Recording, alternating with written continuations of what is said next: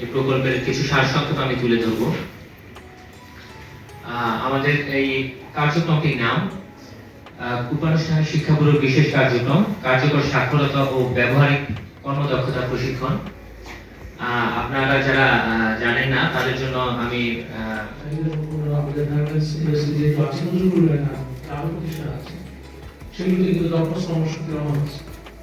এই যে এসডিআর নারায়ণগঞ্জের আর্থসামাজিক উন্নয়ন পাশাপাশি আমাদের দেশেও আর্থসামাজিক উন্নয়নের ক্ষেত্রে এটা গুরুত্বপূর্ণ।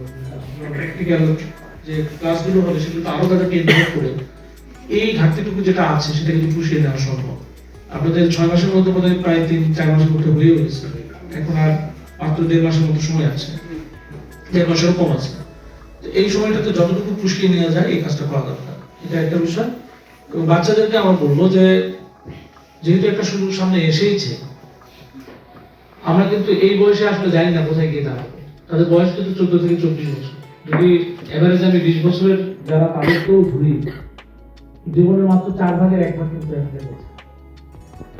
এবং আমরা যে পরিশ্রম করি, আমরা যে কাজ করি, আমরা যারা এই তোমাদের মতো বয়সে যারা বেশি পরিশ্রমী হবে, মেধাবী হবে এবং যারা জীবনে একটা সুনির্ধারিত লক্ষ্য নিয়ে সামনে এগোবে, তারাই ভবিষ্যতে সফল হবে। আসলে এটা কোনো সুযোগই নাই, হালকাভাবে দেখার কোনো সুযোগ নেই। কারণ এই 80 বছর জীবন যে পরে, আমি 80 বছরের কথা বলছি কারণ বাংলাদেশের মানুষের গড় বয়স ওই 72-73 বছরের মতো, এই জন্যই বলছি, গড় ধরেই বলছি। সবাই 80 বছর বাঁচবে বিষয়টা এরকম না। এখন এসে আমি সফল না বিফল শেষ বয়সের কথা বলছি, 60 বছর 65 বছরে গিয়ে ওইটা তো আমরা নিচে কিছু করা থাকবে। এই জন্য জীবনের প্ল্যানিংটা কিন্তু এখনই। এই তোমাদের মতো বয়সে যারা বেশি পরিশ্রমী হবে, মেধাবী হবে এবং যারা জীবনের একটা সুনির্ধারিত লক্ষ্য নিয়ে সামনে এগোবে, তারাই ভবিষ্যতে সুন্দরভাবে দেখাশোনার জন্য আমাদের স্কুলের যে ভোকেশনাল শাখার দায়িত্বপ্রাপ্ত এবং অত্যন্ত ডাইনামিক মিস্টার লুকমান এগুলো দেখাশোনা করে।